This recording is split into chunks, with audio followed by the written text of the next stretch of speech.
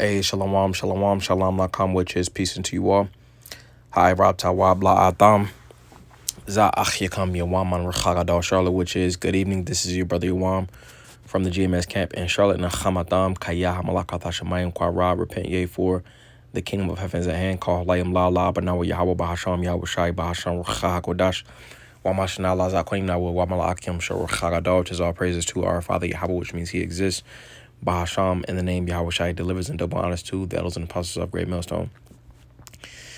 This is Habakkuk chapter 2 and verse 18, and it says, "What profiteth the graven image, that the maker thereof have graven it, the molten image and and a teacher of lies, that the maker of his work trusteth therein to make dumb idols." All right, so ultimately, what avail or what benefit ultimately does an idol have? It says, I'm gonna get this in the NLT. It says, "What good is an idol carved by a man or cast image that deceives you?" All right, really, the answer to this question, all right, it doesn't have any benefit. It doesn't have any avail. It doesn't have any type of advantage, because it gives a ideology of something that feels good, but it really ain't, it's not beneficial, all right, to life. But it says, "How foolish to trust in your own creation, a power that can't even talk." All right. I'll read this again in the KJV. It says, "What profiteth the graven image, that the maker thereof have graven it?" So what is the purpose? Why did the idol maker ultimately make something that ultimately is not going to be beneficial? So it says the molten image and a teacher of lies. Because when you look at the idolatry, all right, and these different ways of life, these different doctrines, ultimately it's just a teacher of lies. It doesn't have any type of truth. While when you go into the Hebrew word for truth is amat, so it lines up. A is the first letter, ma is in the middle, tha is the ending, so it lines up. All right, from beginning to the middle to the ending. All right, when you go into the word for lies in Hebrew, it goes into shakwar. All right, in which it says a disappointment, deception. It says a fraud, wrongfully, fraudulent. All right, it says falsity, falsehood, false tongue, in vain. You see, because when truth lines up, it goes from a to ma to tha. All right, it lines up from in ha'alat bayat in the alphabet. You see, but when you go into shakwar, those are the last three letters of the Hebrew alphabet. So, and what that represents is ultimately for a short period of time. It's for a little glimpse. It's for a little bit of time. It's but for a moment. I'm gonna get a quick scripture real fast. This is Ayawab, Job chapter 20, and we'll get verse 5. And it says that the triumphing of the wicked is short, and the joy of the hypocrite but for a moment. And that's ultimately, what these different ways and doctrines ultimately push is ultimately hypocrisy, because they don't ultimately stand for what they say, what they preach. And reason being is because it's a lie. Going back into Habakkuk chapter 2, and we was at verse 18. And it says, "What profiteth the graven image, that the maker thereof have graven it, the molten image and a teacher of lies, that the maker of his work trusted therein to make dumb idols." And again, it goes back to a lie. Again, the last three letters of the alphabet, halat bayat. That's but for a moment. It doesn't line up like truth would. So ultimately, these different ways of life, and that's adverse to the scriptures, is ultimately a lie that's but for a moment.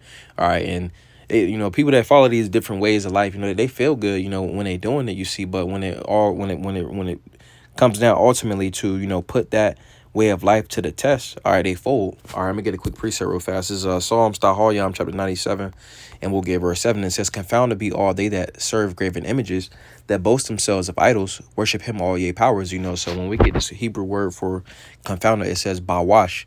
It says to put to shame, be ashamed, be disconcerted, be disappointed, to feel shame, be ashamed, to delay. It says to act shamefully. It says confusion, confounded. So all right, again, it says to pale.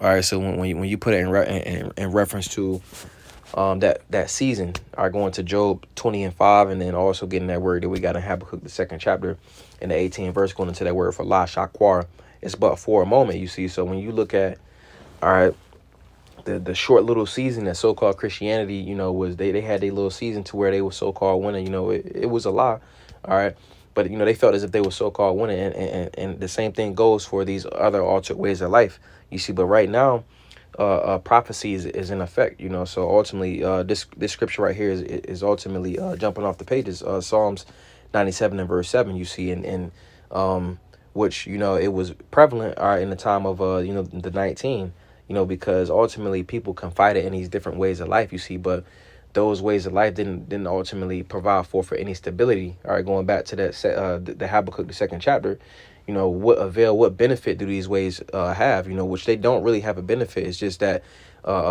specifically in America, Babylon the Great, you know, people have a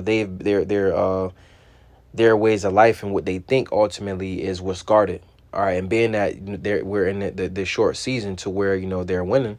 All right, going back to Job 20 and 5, you know, they're not judged on the spot. You know, Ecclesiastes the 8th chapter. You know, so being that, you know, everything this truth ultimately is spreading across through the four corners of the globe, and prophecy is in full effect. Hey, well, you know, these different ways of life ultimately is putting their followers in a very confused state, you know.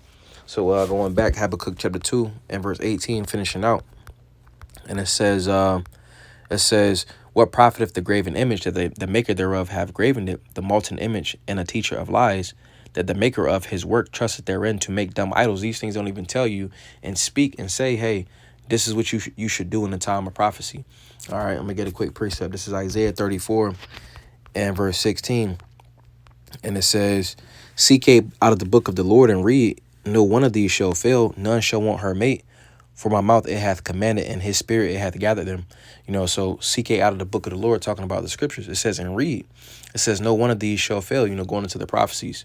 It says, none shall want her mate, because when you go into, again, these altered ways of life, all right, and these different doctrines, ultimately, you know, it doesn't amount to prophecy. It doesn't compare to prophecy. All right, prophecy is the only book that ultimately speaks. All right, going back to Habakkuk 2 and 18, where it says dumb idols, you see, because these things are ultimately telling, you know, their followers, all right, what to do in the times, you know, that prophecy is putting people in, you know. So it says to make dumb idols. It says, woe unto him that saith to the wood, awake, to the dumb stone, arise, it shall teach. Behold, it is laid over with gold and silver, and there is no breath at all in the midst of it. You know, so woe, destruction, misery, you know, to those that ultimately confide in that wood, which ultimately represents so-called Christianity. It says, awake to the dumb stone, going into, you know, Islam. It says, arise, it shall teach.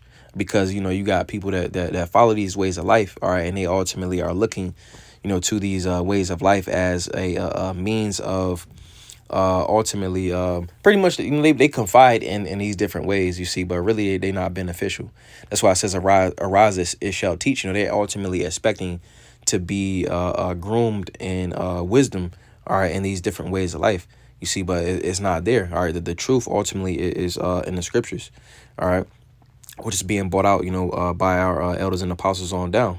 So it says, behold, it is laid over with gold and silver. You know, these things only look good. All right, they look good. You know, it sounds good, you see, but it's not really no understanding in it. That's why it says, and there is no breath at all in the midst of it. All right. So let's get another one. Let's get Isaiah Yeshaya chapter 44. And we'll get verse 9. All right. In the subtitle, in the blue letter, it says, the folly of idolatry is really foolish. It says, they that make a graven image are all of them vanity, and their delectable things shall not profit. And they are their own witnesses. They see not, nor know that they may be ashamed. You know, so really, you know, when you know, you got Jake that ultimately go to, you know, so-called church on Sunday, or you got Jake that's, you know, into other so-called religions and stuff like that, you see, but really was, they're not ultimately being warned, all right, about you know, current events. There is no biblical worldview, all right, when it comes to, you know, these different religions. I'm gonna get this hand LT. Excuse me. It says, how foolish are those who manufacture idols. These prized objects are really worthless. The people who worship idols don't know this, so they are all put to shame. You know, so they don't really ultimately understand. They don't know, all right, that, you know, it is really worthless, you see, because in the end, it's not going to give them the benefit that they're looking for, you know. So continuing on, verse 10, it says, who hath formed a power or a molten image that is profitable for nothing? It says, behold, all his fellows shall be ashamed, and the workmen, they are of men. Let them all be gathered together. Let them stand up, yet they shall fear, and they shall be ashamed together. The smith with the tongs both worketh in the coals, and fashioneth it with hammers, and worketh it with the strength of his arms. Yet he is hungry, and his strength faileth. He drinketh no water, and is faint. The carpenter stretcheth out his rule. He marketh it out with a line. He fitteth it with planes, and he marketh it out with the compass, and maketh it after the figure of a man, according to the beauty of a man, that it may remain in the house. It says, he heweth him down cedars, and taketh the cypress and the oak, which he strengtheneth for himself among the trees of the forest.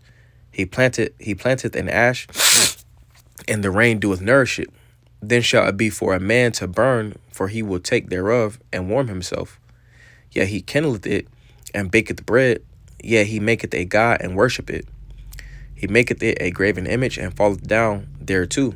He burneth part thereof in the fire. With part thereof he eateth flesh. He roasteth, and is satisfied. Yea, he warmeth himself, and saith, Aha, I am warm, I have seen the fire. And the residue thereof he maketh a power, even his graven image. He falleth down unto it, and worship it, and prayeth unto it, and saith, Deliver me, for thou art my power. They have not known, nor understood, for he hath shut their eyes, that they cannot see, and their hearts, that they cannot understand. And none considereth in his heart, neither is there knowledge nor understanding to say, I have burned part of it in the fire. Yet also I have baked bread upon the coals thereof.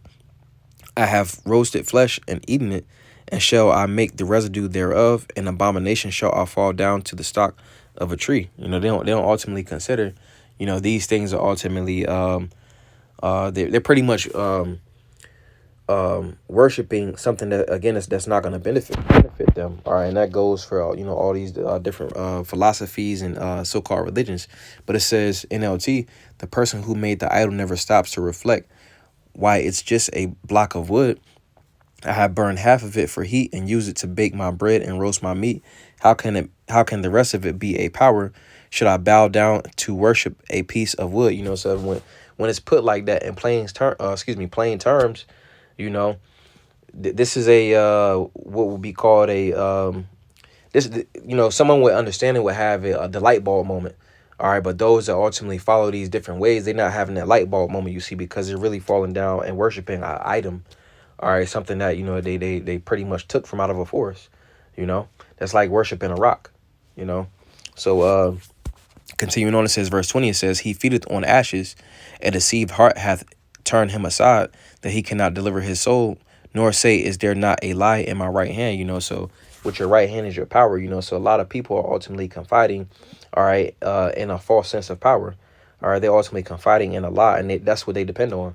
That's what they live. They live their lives after a lie, something that's going to be so-called beneficial for a moment, So I'm going to get one more and that'll be it. But this is Judges chapter 10, and we'll get verse 13. All right, because, you have Jakes that are ultimately following after these different ways of life.